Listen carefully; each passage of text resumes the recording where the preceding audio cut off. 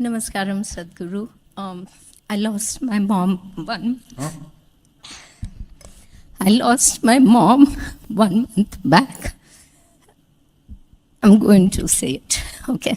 So it was sudden, and all my spiritual learning, everything that I did, nothing is working. Not working. No. That book I read, everything, Sadguru, I did, nothing is working. I cannot cope, Sadguru. Please help.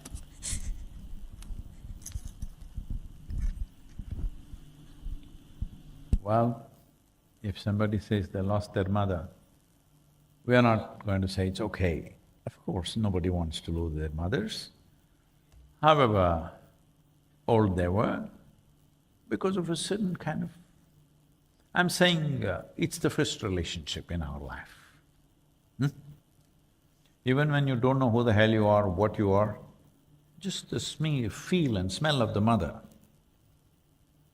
connected us to that. So it's of immense value, but at the same time, when you were a child, when you were 3 months of age, you want to stay in her lap. The moment you're 3 years, you don't want to stay in her lap, you want to run all over the place. Hello? By the time you're 10, 3 times in a day you think of your mother. Lot of them, by the time they're 30, once in 3 days maybe. Depends if they are living a good life or a bad life. If they're living badly, they think of their mothers all the time. If they're living very well, so, can I say a joke? It's okay. Hello?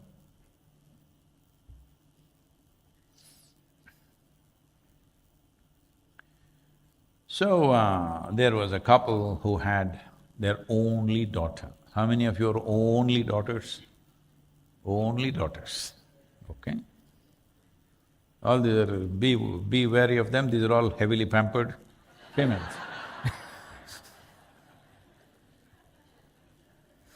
Only daughter means heavily pampered females. So, and then after all this, parents, especially fathers, never think there's a single man on the planet who's fit for their daughter. Hello? So after so much searching and all kinds of filters, they put them through to astrological filter, to social filter, financial filter, filter. At the end of it, a man won't exist.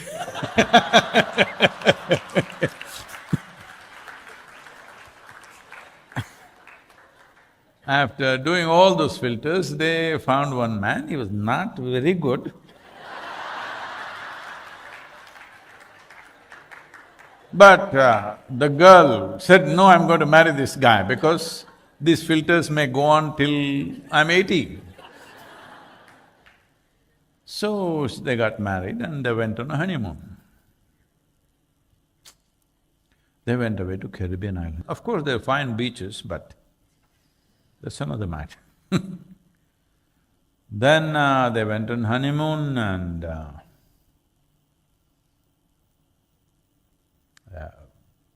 24 hours, no message from the girl.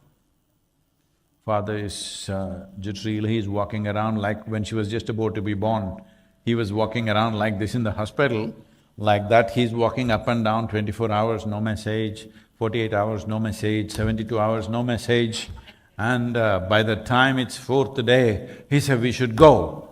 We should go to Caribbean islands and see what the hell is happening, what is happening, our girl, she's with that horrible man, she's gone and… Mother was happy in the kitchen doing her stuff and she said, Just, John, don't worry, just relax, that's it. I would be worried if she was sending messages every day.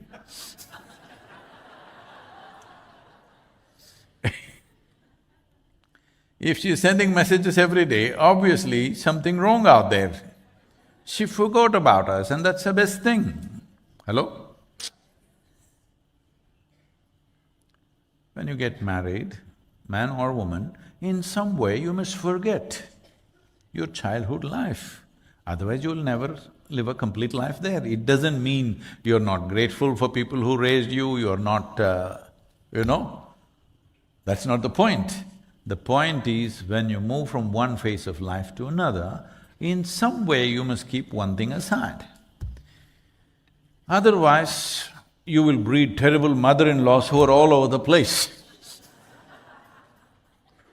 Yes. So, I'm telling you, even when you were 2 years of age, when you just found your feet, you wanted to get off your mother's lap, yes or no? If she only held you to her breast even when you're 8, would you want it? She would break away, isn't it?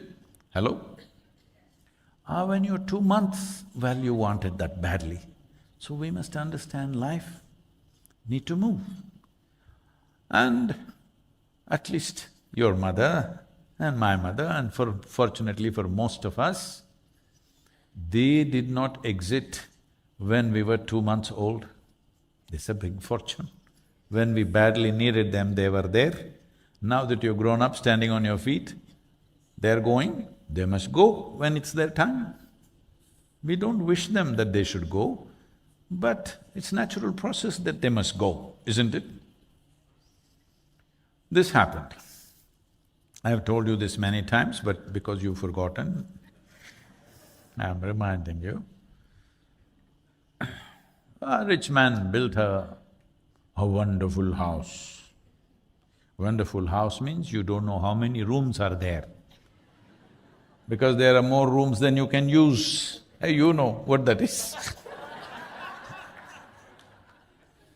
That's a wonderful house where slowly spiders will do well. And in India, there's a culture, when they build a wonderful house, they will invite either a sage or a seer or a yogi to come and bless their home. So they invited a yogi. Mistake, number one. Because they should have invited a very commercial person who will come and do dum-dum-dum and everything and go. They invited a yogi and he came. They welcomed him, not like a yogi, like a king, they welcomed him. You see how people are trying to welcome me, I thought you heard. Like that, because when you do welcomes like that, some people will start believing they are a king. Not me, I have no such issues. So they welcomed him like a king, but he's a yogi, he went and sat there. They did all the things that traditionally is done when a yogi comes home and everything. They served a sumptuous meal, because he eat 1 meal a day, he ate well. And then the time to leave has come, that is the time when the couple come for a blessing, husband and wife. If you have not seen, especially if they're a Tamil couple, others have forgotten. How many Tamil people? Oh. If you see Tamil couple coming for a blessing even with me, they will come and generally men don't know which is which. Or normally women are confused about right and left. But with this one thing you will see, they know very well which is right and left, which is the left side of their husband, which is the right side of their husband. They know this very well, Tamil women. Others have slowly forgotten. So they will come like this, if the husband is this side and she'll immediately adjust the direction. Because when they bow down, they want to bow down together. She on the left side, he on the right side to receive the blessing, because the Hindu scriptures say, without your wife, you cannot go to heaven. Those sexy women are only for dancing.